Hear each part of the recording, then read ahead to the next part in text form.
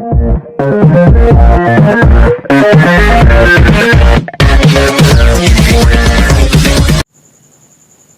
আলাইকুম, Facebook marketing এর নতুন একটি ভিডিওতে আপনাদের আবারও স্বাগতম। এই ভিডিওতে আমি আপনাদের সাথে আলোচনা করব ফেসবুক অ্যাড ম্যানেজারের কিছু বেসিক্স নিয়ে, এবং যে বেসিক্সগুলো আপনি না জানলে আপনি ফেসবুকে অ্যাড রান করে কখনো আপনি পারফেক্ট রেজাল্ট গেইন করতে পারবেন না। তো তার জন্য আপনাকে ফেসবুক অ্যাড ম্যানেজারের আগে বেসিকগুলো জানতে হবে। তো এর আগে আমি ফেসবুক মার্কেটিংয়ের যে অর্গানিক যে টুলসগুলো ছিল সেই টুলসগুলো নিয়ে আপনাদের সাথে আলোচনা করেছি।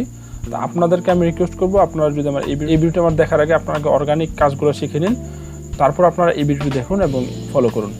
তো ফেসবুক অ্যাড ম্যানেজার কীভাবে ক্রিয়েট করবেন তাও কিন্তু আমি দেখিয়েছি। আপনারা যদি ফেসবুক অ্যাড ম্যানেজার না থেকে আমার আগের ভিডিওটি দেখে আপনি ফেসবুক অ্যাড ম্যানেজার ক্রিয়েট করে নিন। তো তারপর যখন ফেসবুক অ্যাড ম্যানেজার যখন ক্রিয়েট করবেন তখন আপনি এখানে একদম ব্ল্যাঙ্ক একটি অ্যাড ম্যানেজার পাবেন। যেহেতু এটা একটি মোস্ট ইউজ একটি অ্যাড ম্যানেজার, তার জন্য কিন্তু এখানে অনেক ডাটা এখানে শো করতেছে। তো এই ফেসবুক অ্যাড ম্যানেজার ক্রিয়েট করার পর আপনি এখানে কতগুলো অপশন দেখতে পারবেন, যেমন delivery, bid, strategy, budget, attribution, setting, results. তারপর এটাকে যদি স্ক্রল করে একটু এই পাশে নিয়ে আসুন তাহলে দেখতে পাচ্ছেন আপনি reach, impression, cost per result, তারপর হচ্ছে অ্যামাউন্ট স্পেন্ড, ইন্টস, এগুলো আপনি এখানে দেখতে পাচ্ছেন। তো এগুলোর মিনিংটা আপনার জানতে হবে যে এগুলোতে কী বোঝায়। যে ডেলিভারি হচ্ছে আপনি দেখতে পাচ্ছেন যে এখানে আমার একটা অ্যাড অ্যাক্টিভ আছে, তার জন্য কিন্তু একটা অ্যাড অ্যাক্টিভ দেখাচ্ছে, আর বাকি অ্যাডগুলো যে কমপ্লিট হয়েছে সেই অ্যাডগুলো কিন্তু এখানে লেখা আছে যে কমপ্লিট অ্যাড সেট অফ, যেগুলো আমি অফ করে দিয়েছিলাম।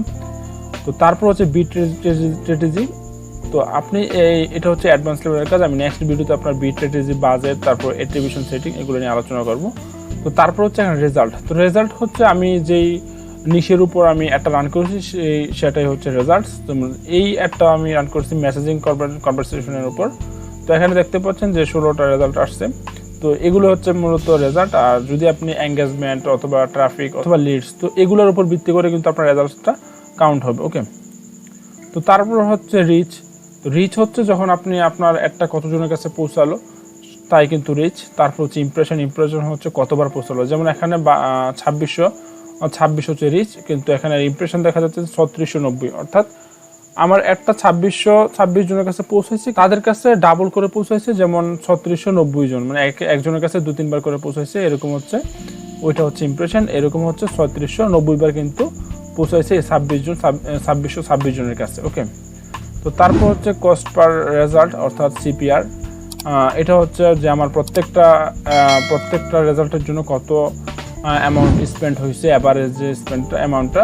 যেমন এখানে $16 টা জন্য 19 সেন্ট কস্ট পার রেজাল্ট হচ্ছে 19। তো আমার এখানে টোটাল অ্যামাউন্ট স্পেন্ড হচ্ছে $3.60। তো এটাকে যদি 19 দ্বারা যদি এটা $3.60কে যদি 19 দ্বারা যদি ভাগ দিই, 16 দ্বারা যদি ভাগ দিই, তাহলে কিন্তু আমার 19 সেন্ট কিন্তু চলে আসবে। ওকে, ইন্ড হচ্ছে আমার একটা কত তারিখে শেষ হবে, যেমন জুলাই 28 তারিখ হচ্ছে আমার একটা শেষ হবে।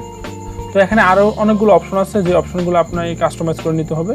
তো তারপর এখান থেকে আমি যে ডাটাগুলো দেখতেছি এটা হচ্ছে আমার লাস্ট জুলাই 1 থেকে জুলাই 22 তারিখ পর্যন্ত ডাটা কিন্তু এখানে দেখাচ্ছে। তো এটাকে আপনি ফিল্টারিং করে নিতে পারেন। যেমন এখানে যদি ক্লিক করেন যেখানে টুডে অথবা ম্যাক্সিমাম অথবা ইয়েস্টারডে অথবা হচ্ছে লাইফ টাইম, তো এখানে কিন্তু আপনি সবগুলো ডাটা কিন্তু এখানে পাবেন। যখন আপনি এখানে স্টার্টে কোনো ডাটা যদি আপনি স্টার্টেতে ক্লিক করেন তখন আমার স্টার্টে যে ডাটাটা আছে ওইটা কিন্তু এখানে শো করবে।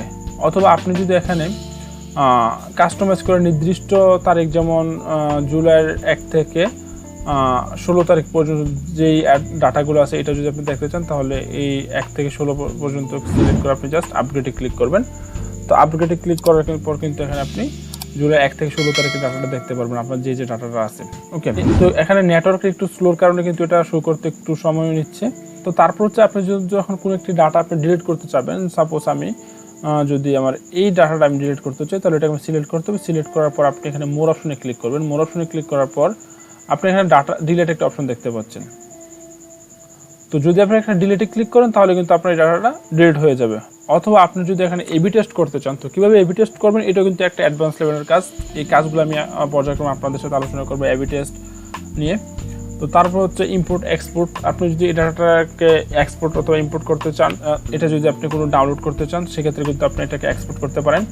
তারপর হচ্ছে এটাকে আপনি যদি এক্সেল শিট আকারে ডাউনলোড করতে চান তাহলে কিন্তু এখান থেকে তা করতে পারবেন। ওকে, তো এখানে একটা অপশন দেখতে পাচ্ছেন যে সার্চ অ্যান্ড ফিল্টারিং। যদি আপনার কোনো নির্দিষ্ট ডাটা থাকে এবং ডাটাগুলোর নাম যদি আপনার মনে থাকে, তখন কিন্তু আপনাকে সার্চে কিন্তু আপনি ওই ডাটাটা বের করতে পারেন। যখন আপনার অনেকগুলো ডাটা হয়ে যাবে, 5-6 বছর ডাটা হয়ে যাবে, তখন কিন্তু আপনি এগুলো একটা একটা করে খুঁজে বের করে কিন্তু আপনার জন্য কষ্ট হবে। এবং আপনার যদি সময়টা মনে না থাকে যে কত তারিখে আপনি একটা রান করছেন, কত বছর কত তারিখে একটা রান করছেন, তা যদি আপনার মনে না থাকে, তাহলে কিন্তু আপনি এখান থেকে সার্চ অপশনে কিন্তু ফিল্টারিং করে কিন্তু এখান থেকে বের করতে পারেন। ওকে, তো আমরা যখন অ্যাড রান করি তখন আমরা 3টা ধাপে মূলত একটা রান করি, যেমন ক্যাম্পেইন, অ্যাডসেট, অ্যাডস। ওকে, তো এখানে কিন্তু 3টা ধাপ আছে, দেখুন যে ক্যাম্পেইন, অ্যাডসেট এবং অ্যাডস, এই 3টা ধাপে কিন্তু আপনি এখান থেকে ডাটাগুলো দেখতে পারেন। ওকে, তো এগুলো ছিল মূলত অ্যাডমিনার বেসিক। তো আমি নেক্সট ভিডিওতে অ্যাডমিনার কিছু অ্যাডভান্স লেভেলের টপিক নিয়ে আপনাদের সাথে আলোচনা করবো এবং কিছু সিক্রেট বিষয় আপনাদের সাথে শেয়ার করবো, যা আপনার ফেসবুক এর বেস্ট রেজাল্ট এনে দেওয়ার জন্য আপনাকে হেল্প করবে। তো মূলত এটাই ছিল আজকের ভিডিও। যদি আমার এই ভিডিওটি ভালো লাগে এবং আপনাদের হেল্পফুল হয়, তাহলে কিন্তু চ্যানেলটি সাবস্ক্রাইব করে নিতে পারেন, এবং যদি অলরেডি সাবস্ক্রাইব করে থাকেন তাহলে অসংখ্য ধন্যবাদ। তো দেখা হবে আবার কোনো নতুন ভিডিওতে। সে পর্যন্ত ভালো থাকুন, সুস্থ থাকুন, আল্লাহ হাফেজ।